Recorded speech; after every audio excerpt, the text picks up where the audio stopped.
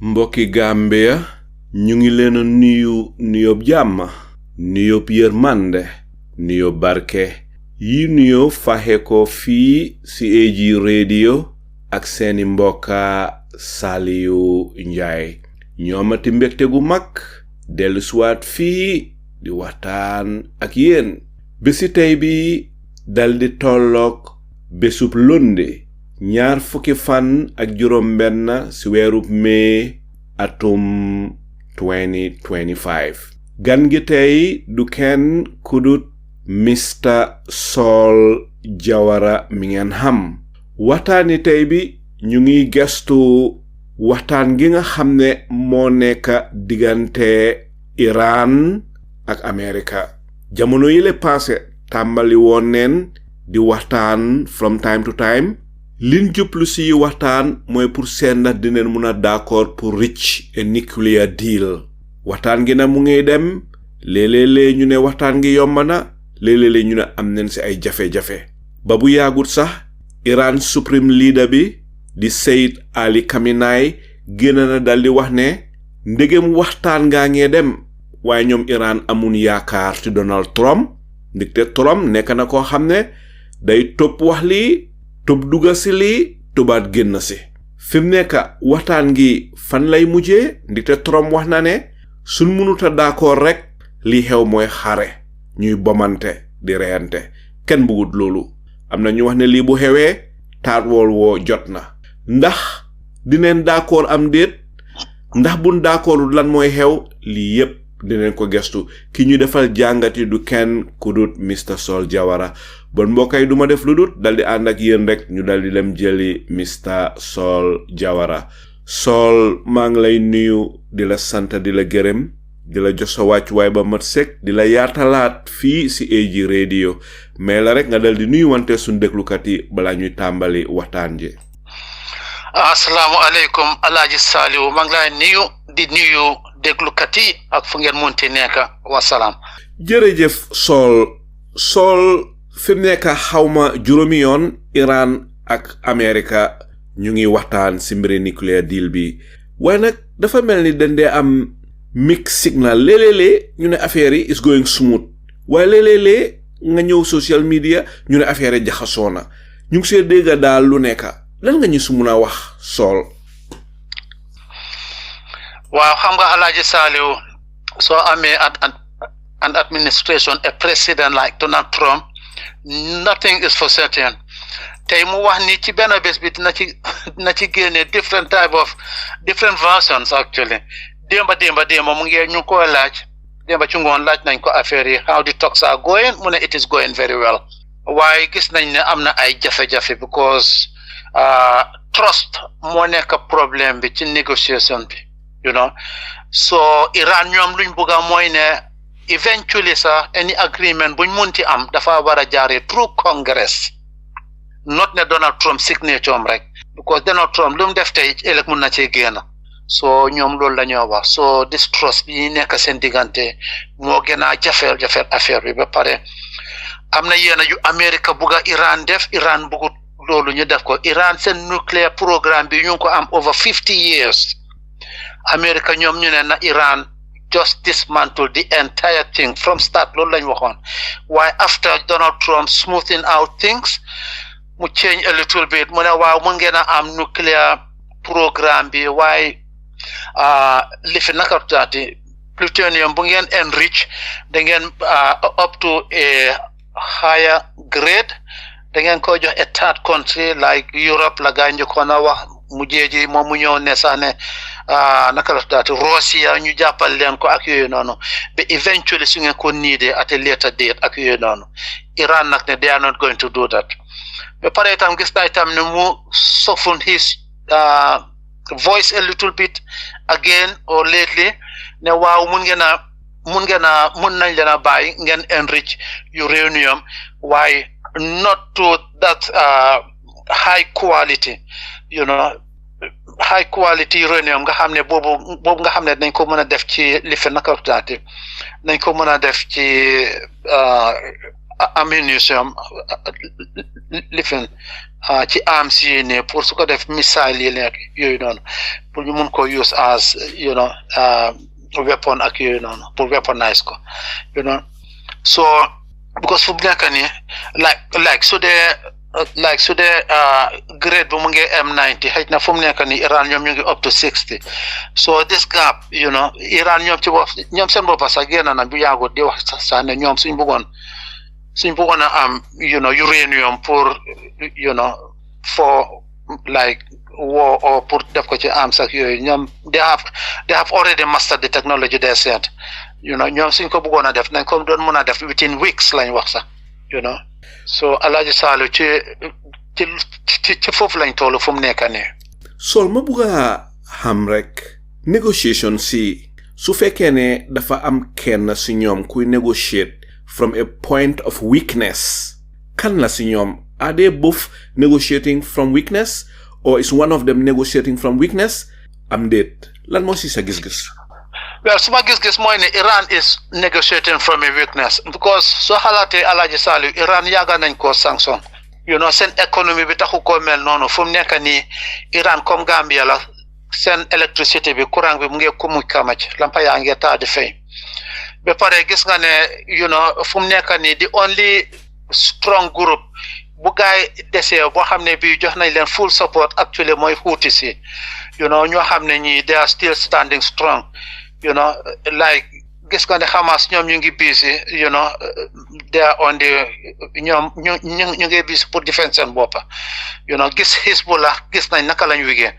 Assad mi fa nekkoon itam di dimbali Iran ak yooyu gis nañ ne ñooy Assad itam is out of power ak yooyu noonu so that is so weakness boobu la Iran taxaw fu mu nekk nii loolu tax nga gis a person like Netanyahu ak Israel ñu ne fu mu nekk nii is the right time fu mu nekk nii pour ñu dem on Iran because this is their ever since weakest point in history ak yooyu noonu so man foog naa ne Iran waaye bente itam Iran they are capable ñëpp xam nañ ne Iran duñ ñeexi kobo so looloo tax itam gis nga ne the past weeks yu passé nii Donald Trump ak Netanyahu am nañ problème between themselves ak yooyu noonu so te loolu yëpp suma masque man dama foog ne ndax affaire yi pour attaque Iran moo tax the last time Netanyahu dem foofu noonu ci White House bi nga ñëw ci Oval Office bi gis nañ body language bi Donald Trump su toogee moom daal su things demutee his way rek dañ ko dee mën a gis mu toog rek du mooyu Netanyahu ba pare serious loolu rek moo laa woon ne fii dara baaxu fi so eventually foog naa after a day or two ci la speculations génn si rumors génn si di wax ne Netanyahu amutoon lu mu bugg ci Donald Trump ak yooyu noonu mooy pour attaque Iran at once as quickly as possible yooyu noonu so Donald Trump d'accord ci ak yooyu noonu so foog naa ci loolu lañ toll because Donald Trump foog naa dafa bugg a jox chance pour négociation si mun a dem through ak yooyu noonu so Netanyahu ma mu ngi gis ne Iran fu mu nekk nii ñu ngi weak at their weakest point so advantage boobu la bugg a siis fu mu nekk nii because xam nañ su attaque Iran Hezbollah duñ attack from Lebanon because Hezbollah is weak Assad nekku fa pour side boobu côté boobu itam ñu ne Israel at least at their backyard am nañ ko fa nekk koo xam ne kii is supporting Iran ak yooyu noonu so Iran is at their weakest point fu mu nekk nii so why itam nag they are strong because this past couple of years Iran has been selling a lot of crude oil actually to China ak ba pare itam seen despite sanctions despite sanctions exactly so naka la loolu mu ne am ñu ngi leen sanction ba pare ñu ngi mun a manage di evade sanctions di jaay crude oil naka la loolu mun a am. Well, xam nga sanctions yi Alhaji Saleh just like sudut crude oil bi tam sax xam nga about 3-5 years ago li fi naka tuuti America ñu ngi doon kaas di wax India ne seen diggante Iran nañ ko stop because there's a lot of trade in billions actually going through between Iran and India, so noonu la moo di mere ci kaw who was there foog na kii nii la woon sax naka la tuddaati Donald Trump during his time, so noonu la moo di waxee ne ko déedéet ñun suñ trade between these two countries has been going on for millions of years or thousands of years, sorry.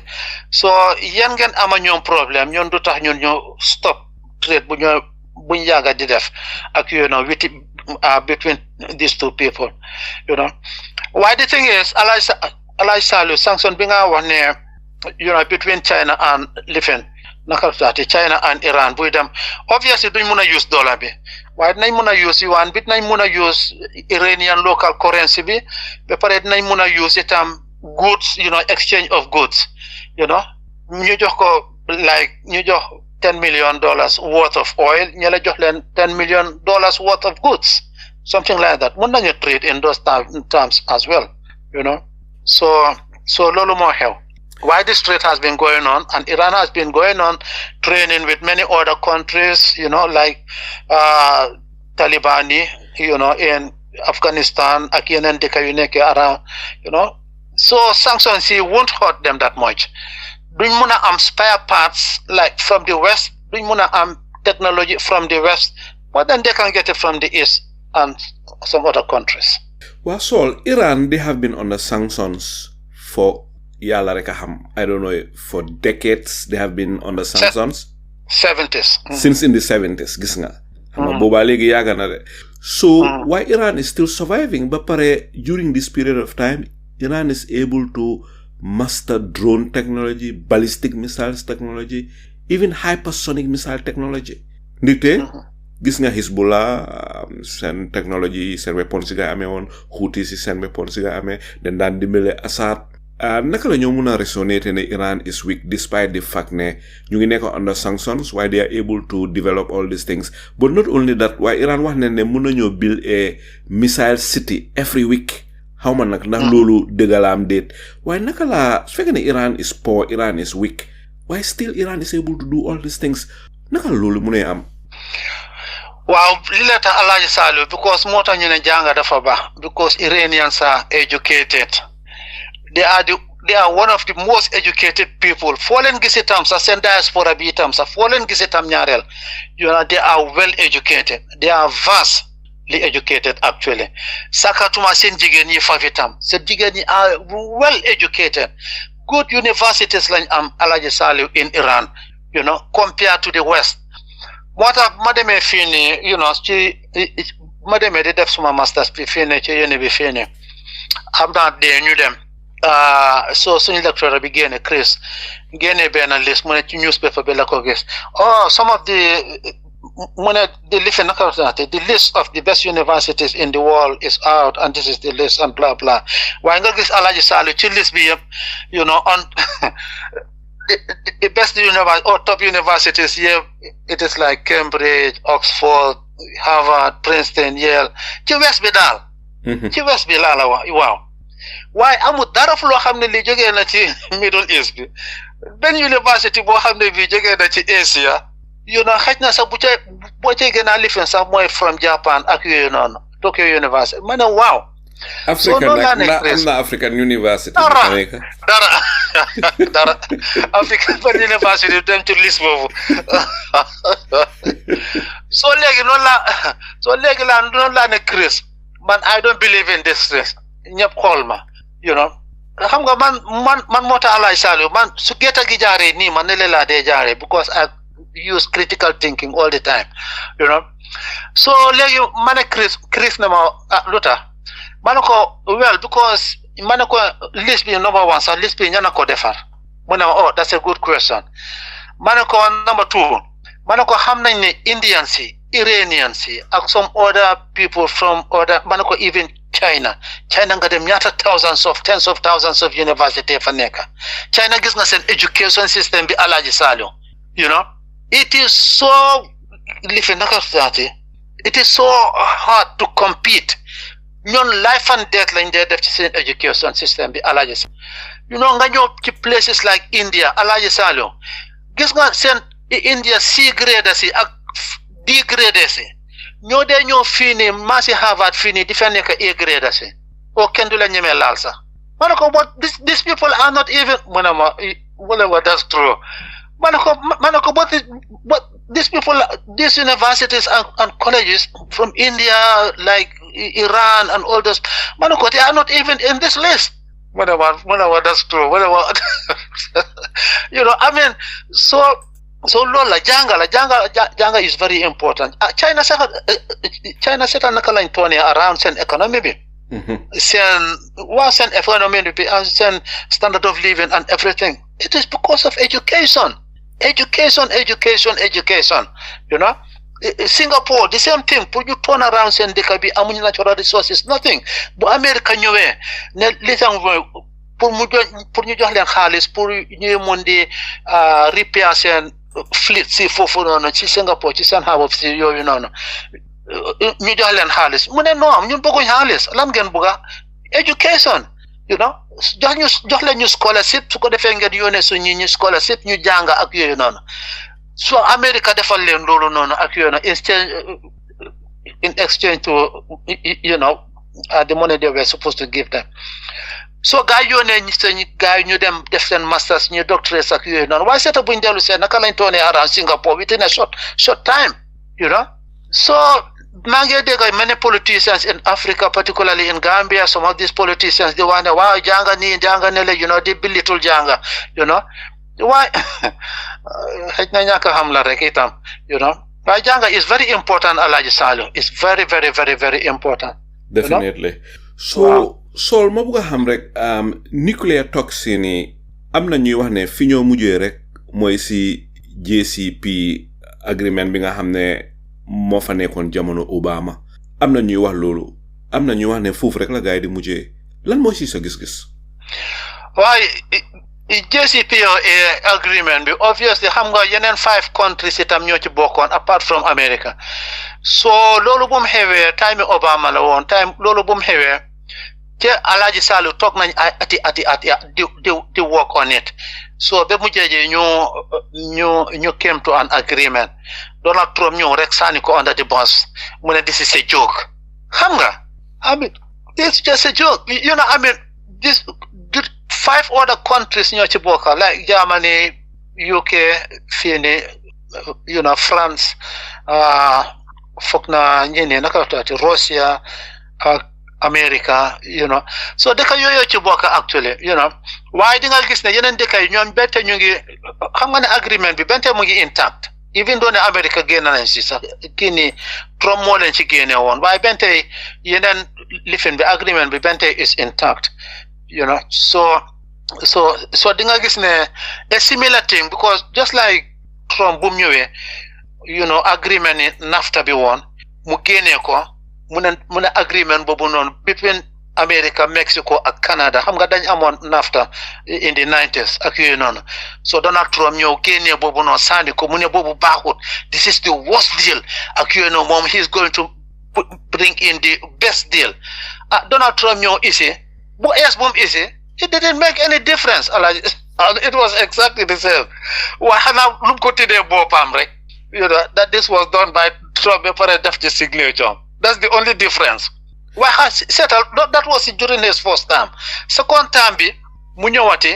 the same deal nga xam ne moom moo ko defoon de mu ne deal boobu baaxut nañ ko sànni isiwaat beneen deal so noonu la sànnee deal boobu noonu nga xam ne moom moo ko defaroon ba pare léegi mu ne nañ wokkati in a new deal so noonu la imposé tariff on Mexico and Canada as we have seen recently so the same thing JCPOA bii ni moom moo ay countries ñoo ko nekkut ne America between America and Iran rek la woon de 5 other countries were involved Donald Trump ñëw rek ne ci Donald Trump Alhaji Saleh Donald Trump du read Donald Trump xamul dara yow naka nga mun a ñëwee 5 countries yes ñu ngi work on this deal ñu finalize everything yow nga ne deal bi baaxut yow foo ko teg yow doo dee read yow musuloo read book benn book Donald Trump mu ne musuta read book book bu mu bindas waaw loolu wax na ko bu yàgga kay because Donald Trump book bu waaw ñaari books yu wax ne moo ko bindal sax loolu ghost writers la ñoo ko bindal because kenn ko bindaloon the out of the deal tam sax kooku mu ngi génn saa yi nii sax di kaas mu ne moom dafa rëccu lu tax mu bindal ko Donald Trump te bindal na book bu Donald Trump ba tey jii Donald Trump readut book bi xamut lu ci nekk on bugam readu ko exactly readu ko so yow agreement yu am bu mel ni JCPOA agreement being xëy na 1,000 pages or hundreds of pages. Obviously, Donald Trump don't know what is inside it, So moom mu ñëw rek di boss his chest. Wow, this is the worst deal. This is the worst deal. I'm going to make a better deal. Blah blah blah blah. Deal boobu sànni. Why anyway? Angleterre ñeneen ñu ci bokkoon ñoom ñu ne benn tey deal bi is still intact. Deal bi is is still valid. Ak yooyu noonu. So the same thing rek like is a what just like example mala jox diggante America Mexico so the same thing la ñoo is rek xanaa signature am rek moo fa different so ni nga ko waxee rek noonu la ñoo amee si because xam nga Iran Donald Trump change na in between bu gaay starté negotiations yi ba léegi change na foog na 3 times fu mu nekk nii so léegi mu ne allow na fu mu nekk nii Iran ñu enrich lifin plutonium waaye not to that high level nga xam ne dinañ ko mën a a grade waaye fan yi passé rek Steve Witkoff génn na ne fi mu nekk duñ accepté they must dismantle their nuclear program all together waaw moom laa wax ne ñoom dañoo wax lii wax lele so nobody knows what is what ci benn day bi sax dinañ change couple of times so that is the Witkoff more confused not Trump more confused because ñun ñëpp xam nañ ne Steve Witkoff lu musa wax rek Trump ko wax loo waaw Trump moo ko wax loo waaye xam nga Trump mun na laa wax ne la waxal lii ba pare journalist yi yow nga wax loolu journalist yi laaj ko fële la mu wax something totally different from what he told you just 5 minutes ago so façon ngeen nit kooku la ba pare Witkoff itam yow ko xam ne kii Alaaji Saliou has no knowledge of nuclear technology physics ko xam ne kii moom la mooy expert ci sam Steve Witkoff moom si la daan liggéey estate agent la dafa jaay di jënd kër loolu la dee def estate agent waaw loolu rek la de lan moo tax Trump def ko fii because ñooy xariti Trump because xam nga Trump ci boppam loolu la doon def di jaay di jënd kër yi nekk yooyu noonu di tabax di jaay ak yooyu noonu di luwaas ak yooyu Trump loolooy liggéeyam di so di nga gis ne like kii ne itam sax naka tuddaati doomam ji jigéen ji jëkkër ji kii naka tuddaati kooku itam is one of the biggest estate living naka la tuddaati sax kii ne waaye juula moom itam waaye ñoom itam the same so di nga gis ne obviously Donald Trump soo random xaritam yi yëpp loolu la ñooy def di jënd kër di tabax di jaay ak yooyu noonu loolu lañ dee def so kii nga xam ne has no idea about nuclear fu mu nekk ni technology terms yoo xam ne yooyu la ñoo wax ci negotiations yi kii naka la ko xamee xanaa mu am some advisors with him de xanaa mu am some advisors ñoo xam ne ñoo koy waxal ci ñooñu laay wéeru ak yooyu noonu so most likely so loolu moo xew it's a confused administration it's a confused government in America so ci luñ dugga rek it's not straightforward gis nga affaire yi mu ne fu mu nekk nii dafay def naka la tuddaati tariffs just to set the record straight du Ivana waaye Ivanka mooy Jared Kushner moom nga bëgg a wax Jared Kushner exactly waaw ñoom seen famille itam loolu lañ dee def ko ñoom itam loolu lañ dee def so loolu la so Donald Trump soo random bi ñu ko soo round yëpp loolu lañ dee def moom itam moom ci loolu la juddoo ci loolu la màggee waaw waaye Saul àddina si ne xala confuse ni te Trump saa mu nekk mu génn wax lii wax léeg-léeg mu génn yokkaat sanction si while si nuclear talks ñu ngee dem na nga expecté nuclear talks si successful ba pare di same Trump mu ngi génn every time di yokka sanction si on Iran léeg-léeg Israel Benjamin Netanyahu génn fële wax ne su toog si fële dañoo attaque bu yàggul rek gis nga ñu ne fa am benn intelligence bu leak Israel ñu ngi plan pour attaque Iran waaye toog si ñu ngi dem fooguloo ne toog si nuclear toog si ni waxtaan bi ni already gars yi doon nañ ko sabotage ma bëgg laa laajte is there a chance pour nuclear talk si successful ndax si failure lay mujjee. Well, démba ci ngoon man lu ma mujjee dégg from Trump démba ci ngoon lu ma mujjee dégg from him mooy ne the talks are going very well. That was exactly quoting from him. That was what he said. ndax Trump di nga ko mun a di nga dee gom waxi Trump. kenn du ko mën a gom kenn du ko mën a gom. You know, kenn du ko mën a gom obviously kenn du mën a gom waxi Trump. Well, the thing is he has been very aggressive on Iran these past days. These past 2-3 days, actually, you know, on very, very, very threatening, you know, I mean, images, you know, that, you know, I mean, they are going to bomb and blah, blah, blah, blah, if they talks, because Trump, bumtoge bente Alaji Salio, yung wax ne mom, during his campaign, wax ne, lim wax yep list of yung wax yep ne mom lay def bumtoge, su toge, def ben succès ben amul ben bu ci succès de bon naka la tarif si trade tarif si naka leen mujjee ba pare deportation si naka leen mujjee dañ ko xal ndax mu ngi continue deportation si are going on but they have reduced drastically if not even stopped because federal courts si stop nañ leen doo mun a deport nit without giving him chance to defend himself. Xam nga yow Alhaji Salou duñ mun a ñëw rek sa néeg rek kidnap la rek yóbbu la ci airport bi fly la out you know they fly ñi out ba Sudan Southern Sudan sax Trump a ngi yóbbu ñi foofu noonu foo xam ne ñi ñoo xam ne ñi dëkkuñ fa dump leen foofu noonu for what reason you know so lifin deportation bi moom nga dégga démba muy wax di kaas di wax ne waaw the courts are making his job difficult ak yooyu noonu because he is not going according to law. Deka dafa wara am loi. Your president bi ci bopam warula muna yaaka loi bi. Da nga wara top loi bi, you should be an example. So that is what is going on. So amna lenen law ci tegon itam nga ne tarif si. Tarif si momu impose 145% on China. Yo nga xamne sa everything China ko amé, sa bori China ko amé. Yo sa marchandise China ko amé, everything China ko amé. You nga impose that high tariff on China. China itam impose 125 tariff on them. Fum nekk ni léegi mu ne na China call su ko defee ñu negotiate. China ne over our dead money. It's call. China ignore ko totally. Muy cash every day. Wow, China calling. Xam nga ñoom they are very proud people. Many xale bu ndaw muy waxantu every single day mu ngi xaar téléphone bi pour China call taj kat China calling ko waaye mu jëjël la na xew ñoom ñoo call ci ron call China na China aco ñu négociate China ne ok so gaa ñëw Switzerland foofu noonu di négociate you know ak yooyu noonu so bel gaa reduce nañ tariff si foog naa up to I don't know something like 80%, you know. Why still that is a lot moom nga dégga barka démba Walmart nga xam ne 80% over 80% of seen marchandise yëpp a ngi jógee China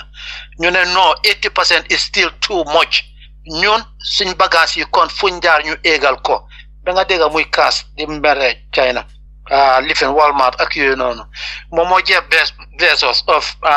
filen nakatuat itam Amazon the same thing Jeff Bezos ne ko ok tarif yi nga def ni suñ marchandise ñoo jaay yëpp on Amazon yëpp dinañ def on the site tariffs just like so order goods from Amazon nga gis ñu ne la price bi lii la li nga fay tax total amount bi lii la so Jeff Bezos ne waaw léegi dañoo def ne ok amount bi lii la tariffs yi lii la tariffs yi Donald Trump lii la ba pare li nga fay tax so su ko defee ñu total amount bi borom fay loolu noonu mu order mu ñëw because noonu lay xamee ne tariffs noonu la dee doxee Alhaji Salou tariffs yow mi order yow mi jënda yow yaay fay tariffs yi Donald Trump di leen fenal di wax falsehood di wax ne déedéet China ñoom ñuy jagar bagage yi ñoom ñooy fay tariffs yi loolu foo ko mos a déggee su ko defee nitam ñu ko support foofu in America and they know very little su ko defee they believe in some of these things bagage yi duñ dem kaw how How about bagage yi duñ dem kaw? And Donald Trump is imposing tariffs. Nga ne bagage yi duñ dem kaw foo ko teg? It doesn't even make sense. You know why xam nga itam moom ñu koy support la moo tax mu ne moom xamoon na ne dina nekk président because ci Republican Party bi laay dem right wingers yi because those people they are not educated, they don't know, they are not educated, they don't know nothing, and whatever you tell them they believe in it. So noonu la ñëwee power noonu la continuer ba tey jii mu ngi ndax ñu di continuer di ndax ñu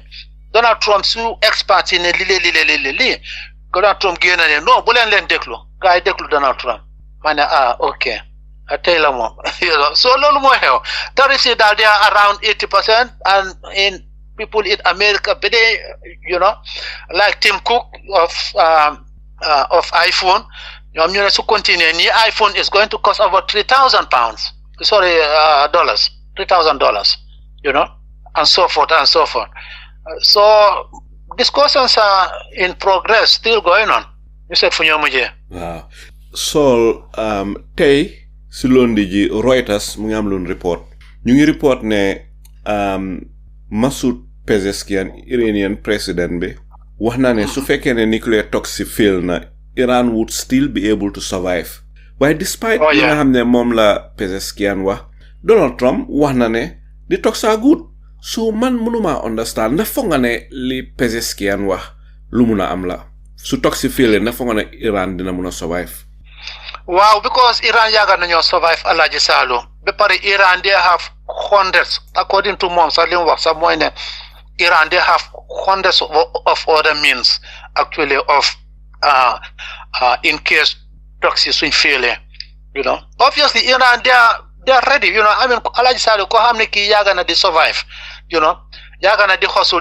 di survive obviously pain boo ko munti ici tam bente na ko mun a resist dafa fekk ne am na resistance already so loolu moo xew so push and pull bi daal mooy ne na Iran total dismantle of Iranian nuclear program that has been ongoing for over 50 years. Iran nag ne loolu moom du musa xew moom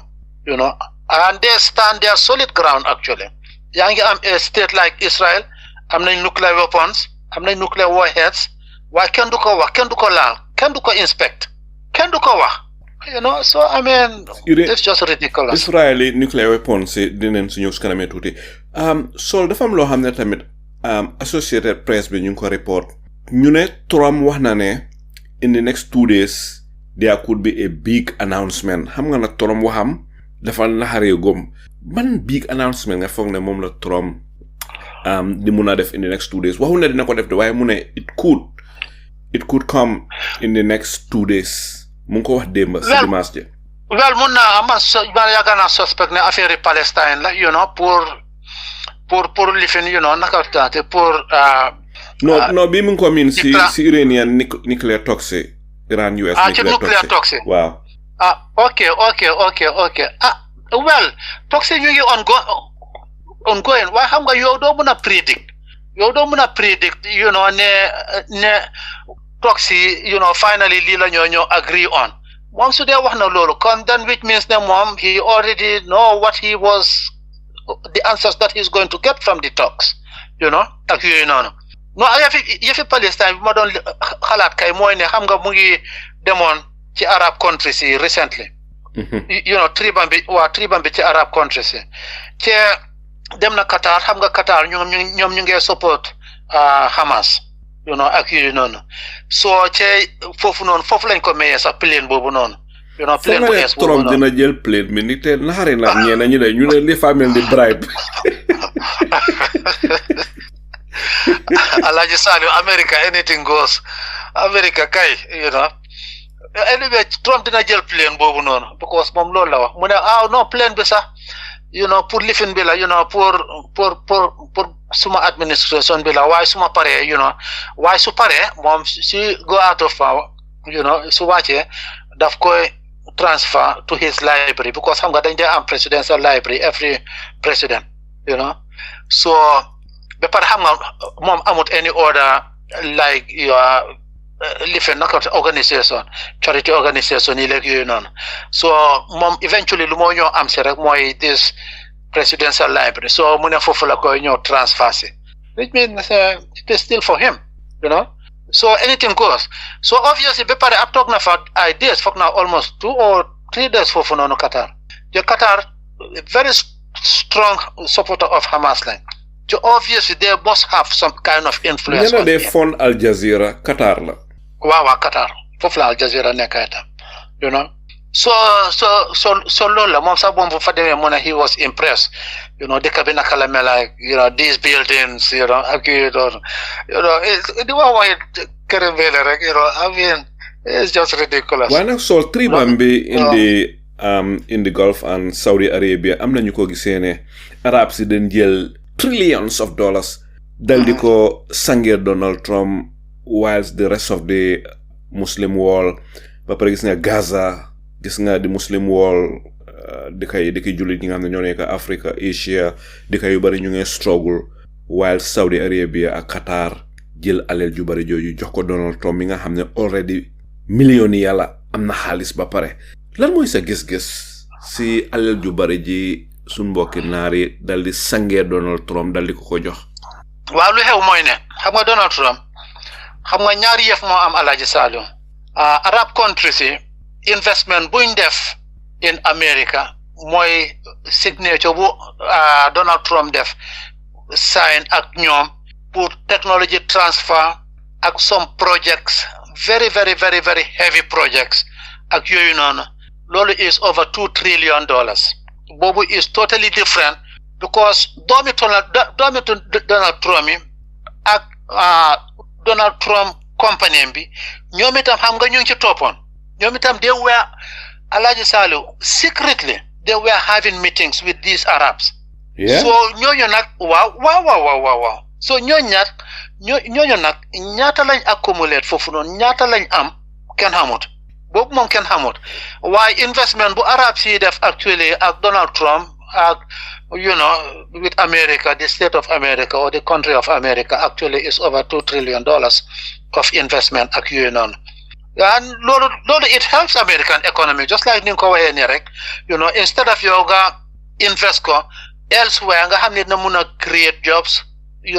help the poor people no you didn't do that I mean invest it in America where it's going to create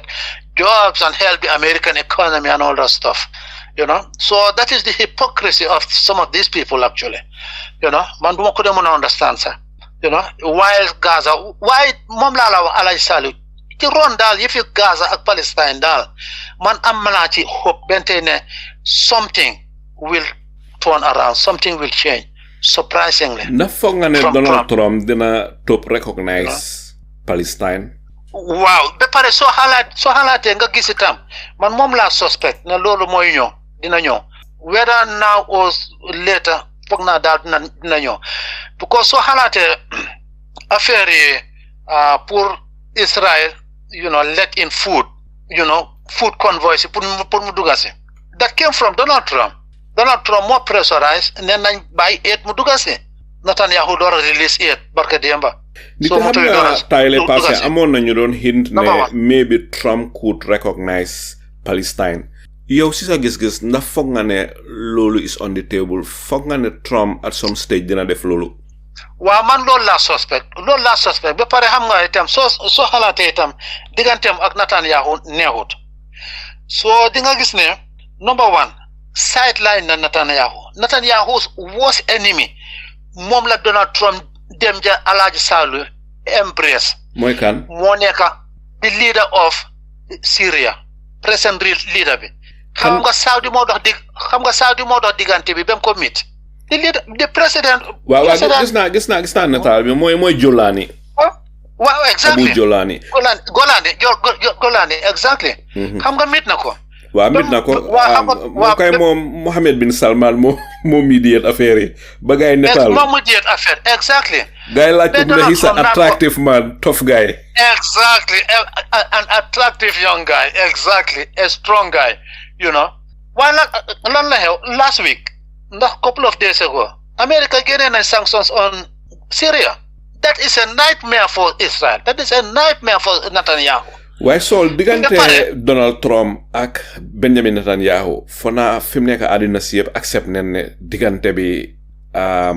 neexut su dee xaw ma nag na leen ko mën a tee defar waaye yàqu na yàqu goo xam ne waaye musula gis lu mel nii an American president an Israeli prime minister diggante bi mel nii ba Donald Trump war a ñëw si Middle East bi de mit Arab countries yu mag yëpp delluwaat ñibbiwaat America demul Israel lan la lii wane what is going on. déedéet leneen lu ci gën a garaaw itam sax mooy ne Alaaji Saliou pour mu lift sanctions from Syria waxu ko Netanyahu Israel yëgu ko te xam nga ne su ma la waxee ne Donald Trump mu ngi négocier directly ak Hamas right now. ndax di ko gom. waaw. yes te Israel bokku ci. négocier ta Hamas mooy li waral ñu bàyyi woon American hostage boobu noonu exactly. te dégg naa boolewu si Benjamin Netanyahu boolewu si Israel yëgalu leen ko sax. Israel yëgu ko looloo tax nag fu mu nekk ni nga gis fan yi passé ni Israel mer Netanyahu while dooraat attaquaat Gaza ne waaw this time around sax dañ koy jël ak yooyu noonu xam nga moo nekk this onslaught that he just started 3 days ago on Gaza again ne dañoo ñoo pare nañ daal over 75 no the entire Gaza la ñoo occupy mu ne something like that because right now they are occupying almost 70% of Gaza so ne dañoo complete daal jël yëpp waaye gis naa ne whether tey la man ko gis ci news or something like that dellu na gannaaw tuuti on that kan moo dellu gannaaw ne waaw Netanyahu ne waaw dañoo war a jox sax negotiation si chance. He wasn't saying that last week. Why Netanyahu yaaga na di wax négocier Netanyahu lu mu wax rek di opposite nga war a góom ndigte seeta food moom mu ngi use food and medicine as a weapon of war di hinder aid si pour ñu dugga biir Gaza te soo fàttale ko media bi attaque nañ ko si loolu ne ko mu ngi use food as a weapon of war mu ne déedéet moom mu ngi alaaw fi yaa ngi dugga troc yaa ngi dugga lekka yaa ngi dugga moom kay dafa bañ lekka yi dem si Hamas waaye lekka yaa ngi dugga te bi mu wax loolu kenn gomu ko woon soo fi mu nekk su ñëwee toog ne ñu ngi alaaw troc si ñuy indi lekka biir Gaza kenn du gom loolu soo Netanyahu tamit waxam dafa naxaree gom ma bëgg laa laaj rek Saul ndax foog nga ne war na ñoo gom li Netanyahu di wax ne ñu jox négociation si a chance foog nga ne lu nu war a gom la. waaw because ma xal naa ko gom tuuti déeba ci guddi nag kaay boom nañ ba over ñaata nit ñoo dee foog naa something like ñoom du dee ma ci guddi ñoom boor bu set ñu ngay rey waaw exactly waaye actually ne lifin naka taate aggressive lifin bu gaay jëloon just couple of days ago reduce na a little bit because you have people sending from there talking from sending their correspondence from there actually inside Gaza budut Netanyahu sax so man ñooñ laa dee déglu actually some of them John McCain Cindy McCain koo xam ne kii World Food Programme lay liggéeyal ak yooyu xam nga moom itam mu ngi Gaza foofu noonu pour food aid bi dugga si ak yooyu mooy jabari John McCain Cindy McCain John McCain exactly mu ngi Gaza ak yooyu waaw mu ngi Egypt foog na okay waaw ci border bi so ñooñu ñëpp ñooñu ngay déglu su ko def Netanyahu kay doo ko déglu Alaaji Saliou foog nga ne Américain yi dañ dee góom waxi Netanyahu waaw dañ ko daan góom waaye because of social media fu mu nekk nii soo gisee Israel am lot of enemies is because xam nga am na journaliste bu ko doon wax fii nii on LBC just barkaati demba so ma bind ko a long lifin di ko te gis naa ne read na ko so ma ne ko yéen léegi ngeen di door a wise up know what is going on this in Gaza this is beyond me. A person like you support Gaza because you have land. Now you know what is going on. But what about in the 90s, 80s? What was going on there? Exactly the same thing. People like me, Nelson Mandela, Kofi Annan, everybody have been shouting to the depth of their breath. Israel wax rek lolu ngeen di gom. Def ko the Bible. Why the rest of the people, until today, now you are learning, after millions of Palestinians have died over 75 years, 80 years. léegi ngeen di door a gom. It's just beyond me. Well, so lan mooy li waral because 1 year ago, just 1 year ago, Europeans yëpp ñu ngi support Israel despite the fact ne àddina si yëpp ñu ngi wax ne genocide mooy li fa xew. South Africa wax nañ ko dëkk yu bari wax nañ ko. Europeans si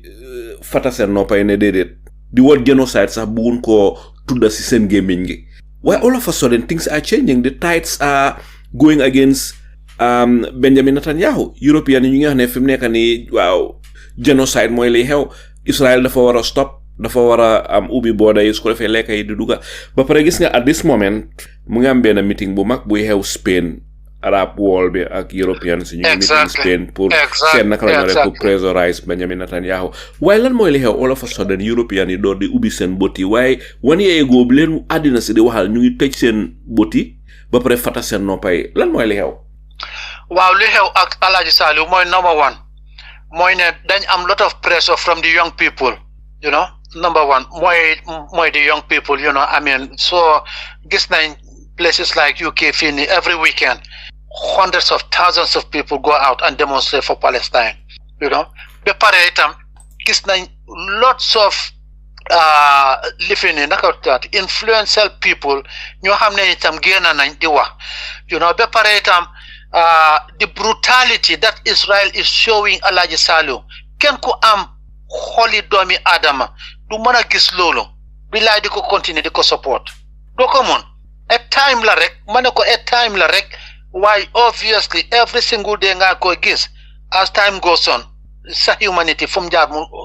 ñëw ci yow, you know. So loolu la, you know, xam nga time boobu noonu lu daan xew ci Gaza ak Israel conflicts yi moo nekk ne daf daan jël just 1 week 2 weeks nga gis mu die down ñu rey Israel ñu rey ay thousands su ko defee joxee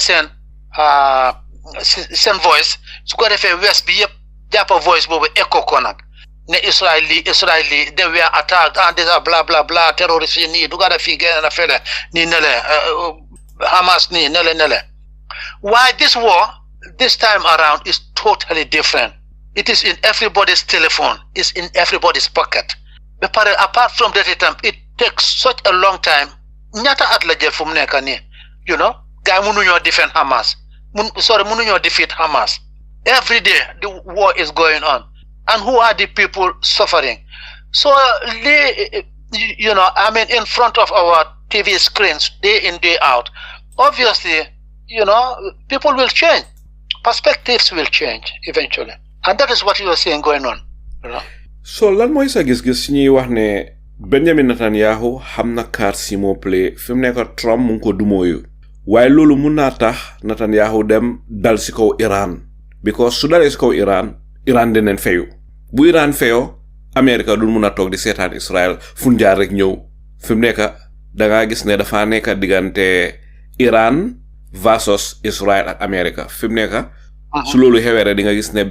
Donald Trump juboo na Netanyahu te loolu la Netanyahu bugga ñi wax lii lan moo si sa gis-gis. waaw loolu lañ bugga waaye man foog naa ne pour America attaque Iran loolu dina ma jaaxal torop daal dina ma jaaxal torop because Donald Trump moom ngi wax naan Nobel Prize bi la bugga dugga na Peace Nobel Prize bi la bugga dugga na fi génn na fele ci loolu doo ko am by starting a war, you don't do that by starting a war. ba pare tam am na Alhaji Saliu leneen lu xewita mooy ne nu mooy ignorer ni Netanyahu ba pare di deal with Iran, you know, bàyyi Netanyahu ci biti waaw ak yooyu noonu yëpp, you know. So foog naa daal ne, you know, I mean, let us see daal waaye foog naa daal ne, you know, government America will just all of a sudden attack Iran ak yooyu noonu kii nii nag naka la tuddaati Donald Trump nag moom ngi desperate fu mu nekk nii desperation boobu moom nga gis muy wone itam ci Ukraine because moom waxoon na ne su ñëwee from day 24 hours moom dina stop war yooyu noonu yëpp they would stop, you know, because those war even were not supposed to be started if he were in power actually, you know. Why lan lañ gis, you know, I mean, yëpp wax la woon propaganda la rek, you know. So bente mënut a stop moom nga gis desperation bu ma wone nga gis ko démba muy lash out on Putin, you know. So góoma daal ne foog naa daal yëpp daal ay tiitale la rek waaye góoma ne dina ma beeta daal su So because xam nga Pentagon itam am na generals yu bari yu fa nekk Alhaji Saleh they know Iran in and out waxoon nga fi yëfi drone Iran di defar drone Iran du ñoo defar drone rek Iran Alhaji Saleh du ñoo import any weapons from anywhere am na nag ay submarines yu ndaw yu gaay import from fii nii naka tuddaati from North Korea ak yooyu noonu while many 99.9% of their weapons are made by they themselves gis nga hypersonic missile bii nii bu mooy génn bu ma koy fàttaliku di ko gis Iran this was about 5-6 years ago boobu sax Alhaji Saleh kenn amagu ko woon Russia amagu ko woon kenn amagu ko woon li ma jaaxal Saul Benjamin Netanyahu every time mu ngi wax mbiri Iran dal si kaw Iran di will attack Iran waaye ñoom Israel mënu na defeat Houthis yi naka la ngay expecté pour mun a defeat Iran Alhaji Saleh yow sax yaa ngi dimbale Israel Houthis yi yow mënuñoo defeat Hamas naka la ñoo defeatee Houthis yi nga xam ne ñoo gën a dëgg Hamas sax mënuñoo defeat Hamas ñaata at xeex bi léegi on so loolu la gis nga Alhaji Saleh moom laa la seetal Amérique seen boppam ban woo lañ gaay mu sa wiin wax ma ko you know so woo fon ko dee foogee Alhaji Saleh du dee demee noonu ñaareel moo tax pour start ko it's very very very very very complex you have to think through it thoroughly you know so because the thing is yow yaa ngi start woo xamuloo mooy ñëw mujjee ji ak yooyu noonu you know because woo nekku ne da ngaa lifin rek jógee fa rek dem non you know so loolu moo xew you know ndax foog nga ne Iran ndax foog nga ne Israel ñemeñ na attaque Iran waaw loolu mooy wax ji because Netanyahu loolu la bëgga waaye foog du mun a attaque Iran ci amul 100% backup from America ban façon yi backup la Israel soxla from America loo xam ne ñoom mënuñ ko defal seen boppa xeexi Gaza bi ni seta xeexi Gaza bi okay Gaza which is an enclave a very little area Alhaji Saleh Iran bom buñ fa saani rek America la jógee fetel buñ fa fetel rek America la jógee everything is coming directly from America xanaa bon da nga bëgg a wax ne Israel li ñoo def si région bi yëpp dëkk yi ñoo bom yëpp xanaa bon America ñoo leen jàppale di from day one 1947 from day one ñoo leen jàppale su du toon loolu Israel mënuñoo win benn woo Alhaji Saleh Israel themselves alone rek mënuñoo win benn woo you know waaye gis nga fuñ jàppee America mooy ne you know dañ poñe America ben lifin America mënuñoo génn out of you know from why there is an interesting thing happening actually in the Trump administration because di nga gis ne anti-Israel sentiments they are coming up a lot fu mu nekk nii xam nga am na ñu wax ne Benjamin Netanyahu is destroying Israel te xamu ko lan naka nga gisee loolu waaw loolu dëgg la di yaaga na moom di destroy Israel Alhaji Saleh moom ci boppam toog na mu ne last month mu ne soldat mi IDF soldat yi mu ne leen oytu leen bu leen génn ne yéen a ngi dem holidays anywhere because 2 months ago dafa amoon 1.5 months ago dafa amoon IDF soldier bu demoon fii nii Brazil dem ne mu ngi dem holiday 1 week Brazil Alhaji Saleh lifi ni journalist yi toppee ko fa foog naa dañ ko jàpp waa jooju dañ ko jàpp so mu mel ni ñoom they are not safe anywhere in the world exactly you know they are haunted everywhere they go fu mu nekk ni you know so waxuma la loolu rek sax waaye Alhaji Saleh every day every week Jews Israelis yuy pack seen bagages yi ak seen family génn Israel rek in their thousands in their drones because ñu ne Israel is not the future it's not a future country anymore lu mel noonu mu ngi xew loolu day ñu bari xamul waaw ñu bari ngee toxu di dem Portugal Greece all these countries Cyprus you know Israel is rek nga gis ñuy agsi ci airport yi di seek asylum every single day fu mu nekk ni from Israel dégg naa tamit ne IDF soldiers yi ñu bari dañ bañ a fight ñu bari bàyyi neen ak yu demee noonu dégguloo si dara waaw because barka dema sax ndax couple of days ago yi nii sax amoon na a group of IDF soldiers yoo xam ni ñu ne you know ñu assault bu Benjamin Netanyahu bëgg a def on Gaza ñoom duñ ci bokk ak yooyu noonu you know the war actually should come to a stop so mu mel ni Israel si tamit toogun rek di xool Benjamin Netanyahu ñu ngi demonstrate ñu ngi protest ba pare soldats yi am na ñuy bàyyi am na ñuy daw di génn dëkk bi comme ni nga ko waxee mu mel ni Israel si ñu bari kontaanul si li Benjamin Netanyahu di def. mooy yaaxa bu Netanyahu di def Israel moom ngaa gis noonu mu ngi yaaxa Israel not even from the outside but within because Israel fu mu nekk ni Alhaji Salou seetal rek amut jaama ak amut benn diplomatic relation with any Arab country in the Middle East amut. so léegi fooguloo ne lii nii di xew Israel ak li Trump snob Benjamin Netanyahu du mooy ko foole loolu mun naa tax Israel toogaat xalaataat ne I think it's best we do away with Benjamin Netanyahu because suñu amee beneen président things will be better fooguloo ne Israel si ñu ngi xalaat loolu.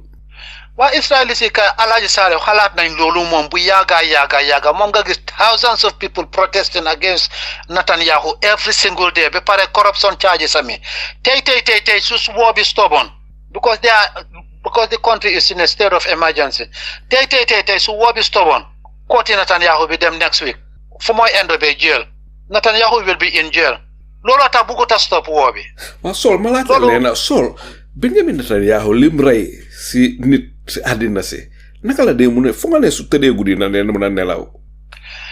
dina dee nelaw Alhaji Salou because góom la xam nga ci seen Talmud bi mooy seen Quran bi mooy seen this religious book. dafa wutee Zabur bi.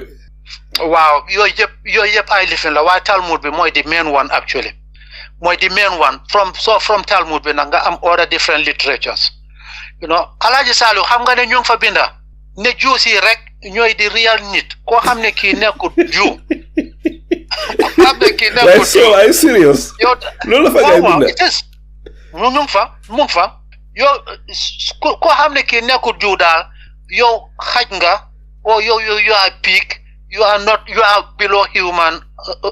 living race you are below the human race. So with this dangerous ideology like this fooguloo ne looloo tax.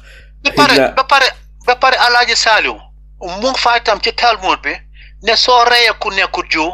is nothing doo ci jëlee bàkkaar. Talmud bi am na in English version am na in English. No, it is such a complex book because a lot of it is written in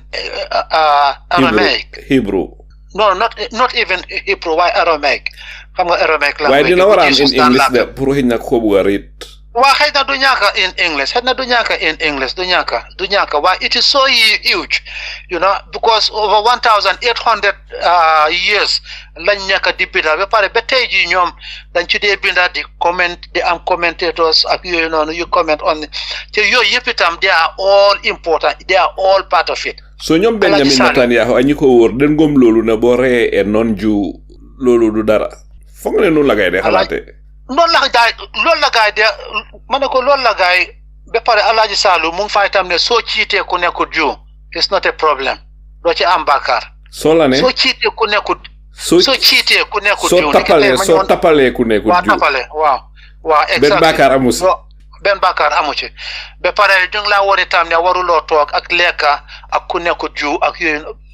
soo dangerous things yoo xam ne yi doo ko fekk ci any other holy book. ci ñoom rek nga koy fekka. waaye loolu yàlla waxu ko de loolu ñoom ñoo ko binda de waaye loolu jógewul si yonent yàlla Muusa de. déedéet yonent yàlla Muusa bu mu isi woon Alhaji Salou mooy toora bi te ñoom toora bi dafa riir soo ñoom luñ foog ne ndax moo nekkoon ci toora bi moom la gaay copy soo nga am hundreds of rabbis yoo xam ni ñoom ñoo toog within hundreds of years ñu binda di Talmud so ñoom luñ foog ne ndax moo nekkoon ci toora bi ba pare binda ci na ñoom ñooy di God given ñoom ñooy di righteous people ñoom yàlla ñoom la faral all these things yaa ngi koy fekk ci Talmud bi loo xam ne doomi aadama ñoo ko binda yow sax nanga nga mën a ko Talmud bi dafa utee ak tawraat bi Musa indi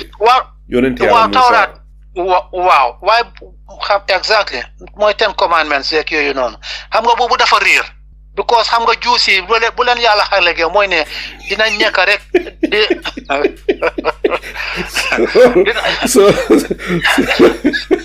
waaw bu leen yàlla xalegee mooy ne ñoom dinañ nekk rek di dem they would just be like immigrants forever and ever they would just be going you know ñoom duñ mos a setul you know so ci seen Babylon lifin yooyu noonu ci la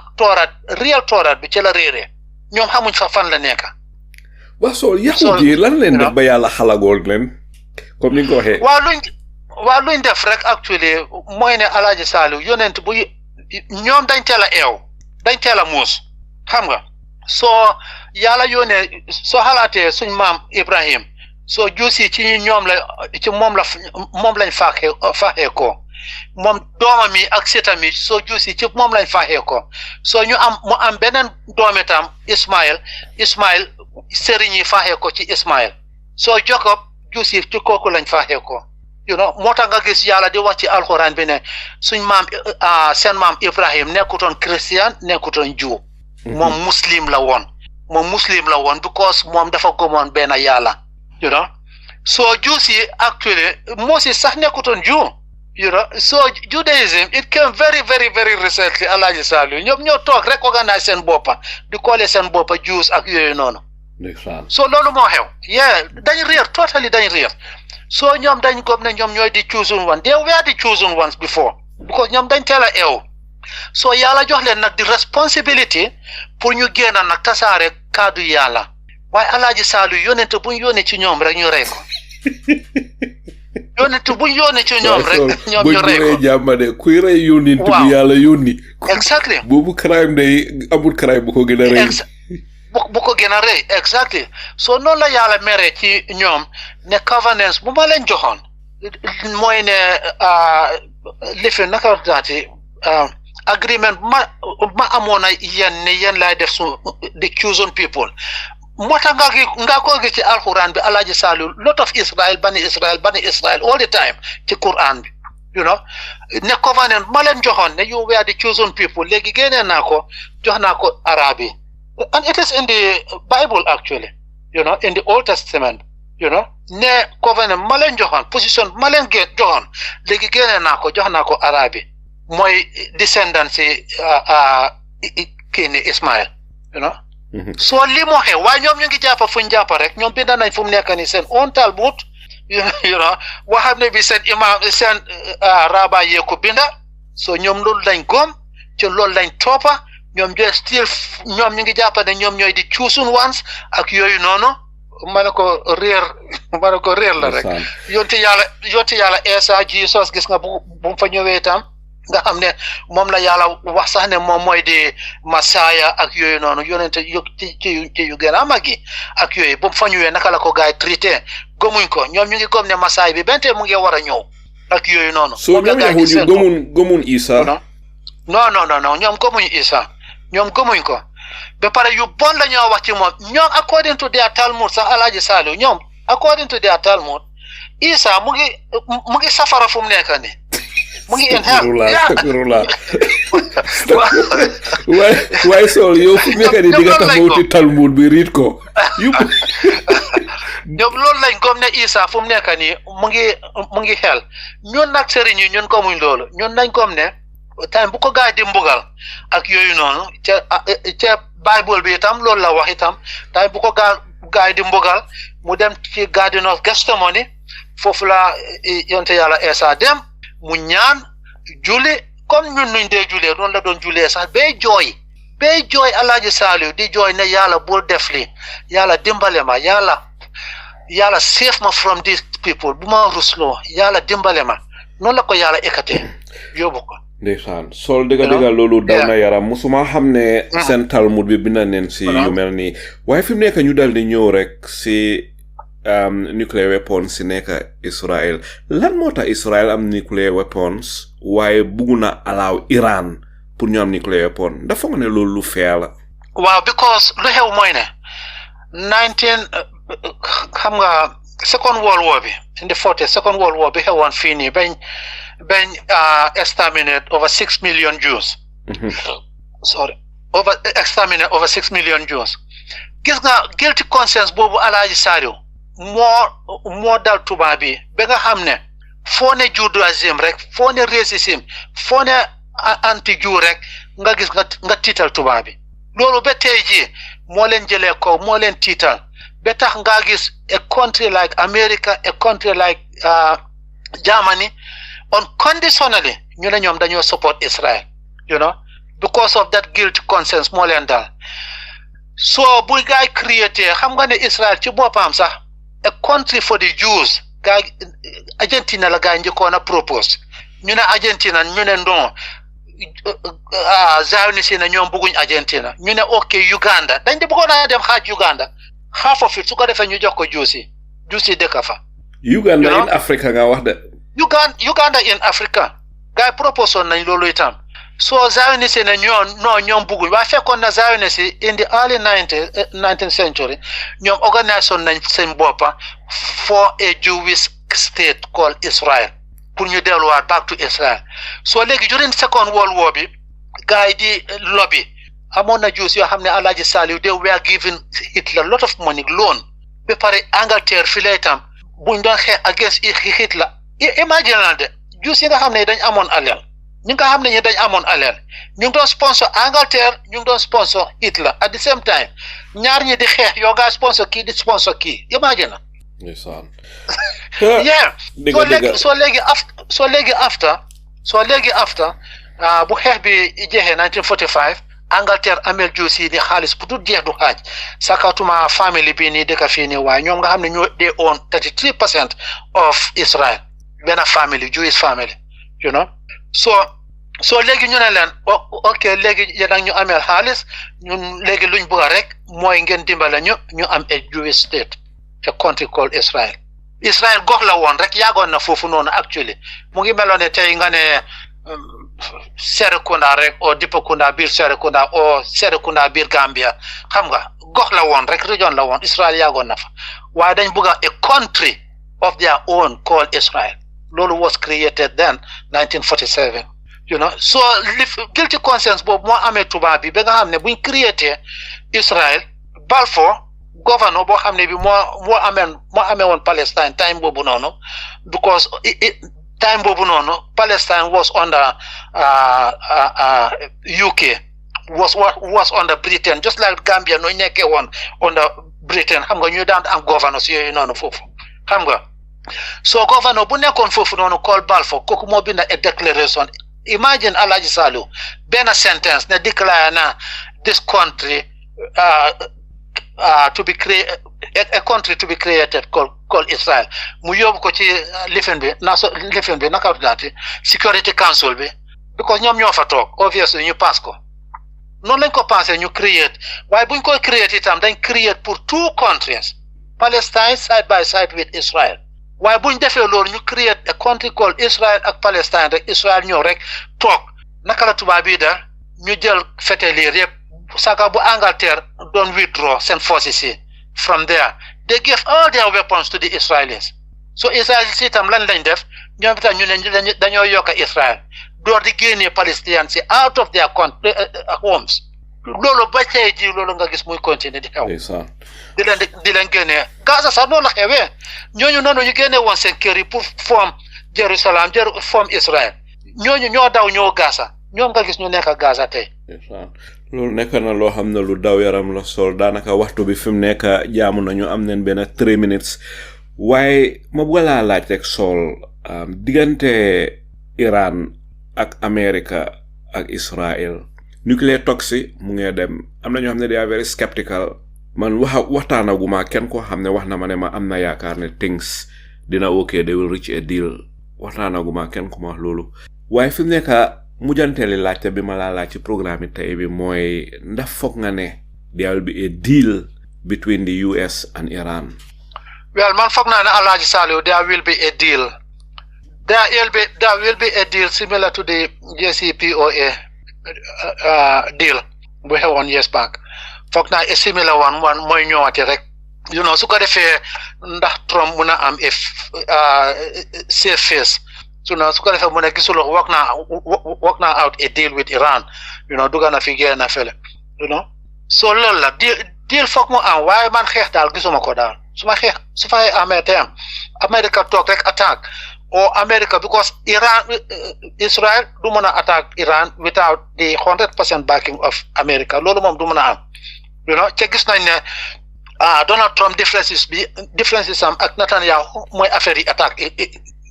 live in Iran whether to do it now or not so loolu mooy wax ji fu mu nekk nii so man daal pour ñu attaque this has been ongoing Alhaji Saleh for the past 25 years. Kan nga foog ne moom moo leak the intelligence bi circulate around the world ne Israel is preparing military strike on Iranian nuclear sites. Ñan nga foog ne ñoo leak this intelligence su fekkee ne intelligence bu déggu la.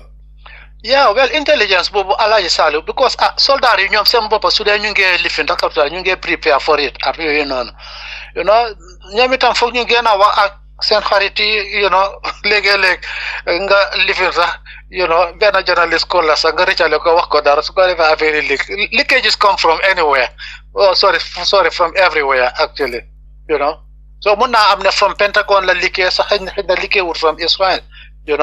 because loo xam ne lii suba ba ngoon jot lu Israel di def suba ba ngoon jot mu ngi ci loxo Pentagon ñoom ñooy decide final decision bi fa la dee nekk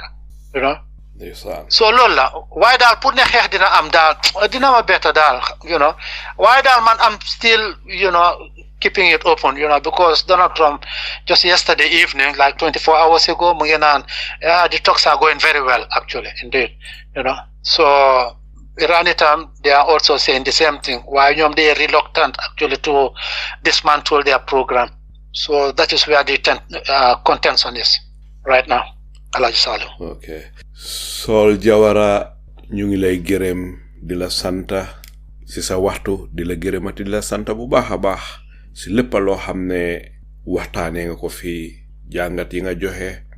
update si nga joxe yëpp ñu ngi la siy gërëm mbokk yi fi la waxtaan ji dal di am soo gisee ñu def waxtaan yi pour bëgg a update suñ mbokki Gambien yi suñ mbokki Sénégalais yi li nga xam ne mooy xew si Arab world bi Mr Saul Jawara moom human rights activist la ba pare oto la day taalif day bind ay book nekkut anti-semite nekkut anti-american moom dafa nekk nit koo xam ne injustice su xewee Israel li Israel def Palestine su ko palestinian yi doon def Israeli si ni kon dina ñëw fii si radio bi dal di condemn loolu moo tax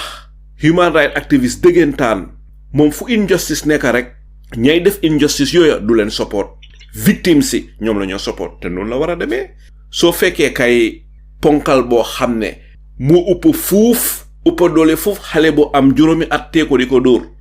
li gën a normal kay ngeen dem waxal ponkal bi ni ko kii yaa ko uppa doole waruloo def li waaye nag àddina si ni muy demee dañuy gis ponkal di dóor xale bu ndaw ko am juróomi at ñu dem di support ponkal bi di ŋàñña xale bi lii mooy li war a àddina si doy waar tooñkat kenn waru ko support kii tooñ den ko war a xamal ne yaa ngi tooñ mu bàyyi tooñ ñi muy def waaye nag li ngi si àddina si ñiy tooñ lépp doole si ñun ñi ñoom la ñuy support ki nga xam ne moom leen tooñ ki nga xam ne moom leen gaañ ki nga xam ne moom leen méttital ñu ne kooku moom mooy tooñkat bi kii tooñ moom moo nekk si dëgga su fekkee ne nii la àddina si di xalaatee su fekkee ne nii la politicien yu mag yi nekk si àddina si di xalaatee ñeneen ñi si ñoom bon àddina tukki na li mooy li waral nag jullit ñu bari ñu ne àddina day waaj a tukki nit fu toogee ba nga xam ne fen dafa bari ba dëgga tumaranke am na yenn dëgga boo ko waxoon tey fii rek mu am ñu bari ñu jóg di la ŋàñña di leen wax sa ba di la saaga waaye fen soo ko waxee ñu bari dañ lay tàccul su fekkee ne ñun àddina suñuy dundee nii lay demee bon dëgga dina garaaw liñ bugga nag mooy jàmm soo gisee ñuy waxtaanee fii ak liñ fi waxtaanee yépp moom Mr Saul Jawara is not anti-semite moom he's anti-evil anti-wickedness moom loolu la anti lépp lu bon rek daf ko anti waaye nekkut koo xam ne he's anti-Israel or anti-America and things like that ndigte fii mooy AG radio fii lu nekk leen fii waxtaanee ndigte li nga xam ne mooy li sampa AG radio mooy ñuy askan bi bañ askan bi dal li nelaw loolu mooy li waral waxtaan yi mbokk yi tedda yi fi mu ne du def lu dut dal di ëmbal lépp loo xam ne Souleymane Jawara waxtaanee na ko fii dal di leen ko jébal dal di bàyyi waxtaan ji mu dal di continuer daw si seeni xel yéen nit ñi yéen Gambian yi yéen ñiy déglu yéen yéen ay àttekat yi nga xam ne yéen a àtte lépp loo xam ne dégg ngeen ko fii di leen gërëm di leen santa teel na jàmma wàcca si àddina si pour ñun nit ñi yépp seeni mbokka Saliou Njaay salaamu aleykum wa rahmatullah wa barakaatu waaxiru daawaana an alhamdulillahi rabbil alamin